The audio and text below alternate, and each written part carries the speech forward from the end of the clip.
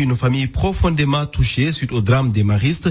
Dans le reportage de Enquête ce matin, Mam Diarra, la sœur de la victime, tout simplement inconsolable, pleure la perte d'un fidèle ami. Le journal s'arrête surtout sur l'insouciance du fils de Khadim Ndiaye qui ignore tout de la gravité de la situation. Le tout petit Serine Saliou, visiblement enjoué dans ses allées et venues au milieu des visiteurs, rapporte encore Enquête. Les enquêteurs décidés à élucider l'affaire privilégient désormais la piste de l'assassinat. C'est Libération qui nous l'apprend à sa une, tandis que l'AS s'attarde sur le mobile de l'acte imputé à l'épouse. Tout serait parti d'une mauvaise blague et informe les confrères, d'après qui Khadim Ndiaye, pour faire plaisir à Aïda, lui a acheté une voiture, mais en lui faisant croire qu'il s'agissait d'une co-épouse. Et sur ce que Sud Quotidien appelle la recrudescence des violences liées à la polygamie, vous pouvez lire ce matin l'éclairage du sociologue Djibi Diakhaté qui diagnostique le mal à la page 8 du journal Aïssata. Cette fois, une affaire déjà à la barre, jugée et même rejugée, Ousmane. Ça s'appelle un appel Aïssata, le procès en appel de Barthélémy Diaz. C'était hier à Dakar, le maire de Mermoz Sacré-Cœur poursuivi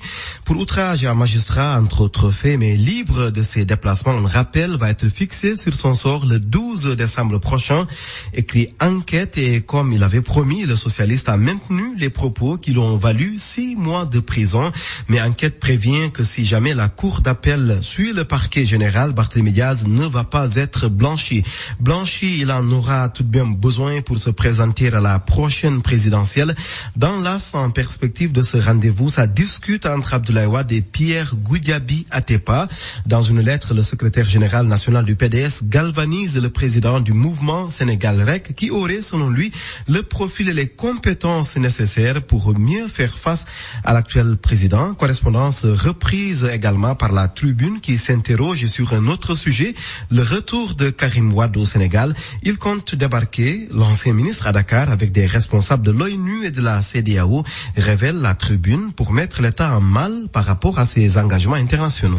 Et plus qu'une mise à mal, une mise à mort guettait les supporters sénégalais à Moscou lors du dernier mondial. Les Échos titrent ce jeudi sur une grave révélation à Aïssata. Les supporters sénégalais, effectivement, ont échappé de justesse à un attentat à Moscou, un assaut qui devait être perpétré par drone, comme ça se passe en Irak, est programmé pour se passer le jour du match du Sénégal contre la Pologne.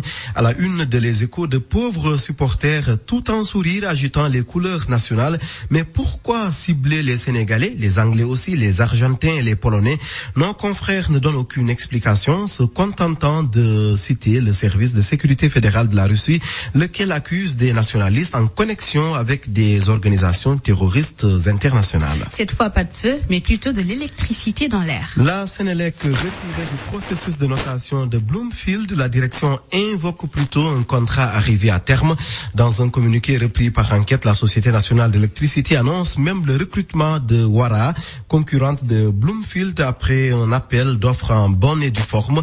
Mais pour Les Échos, la Sénélec a clairement perdu la garantie de qualité de crédit et de couverture de risque de défaut pour son émission obligataire 2018-2019. Aïssata. Merci à vous, Ousmane Gueye, pour la revue de presse. Je vous en prie, Aïssata.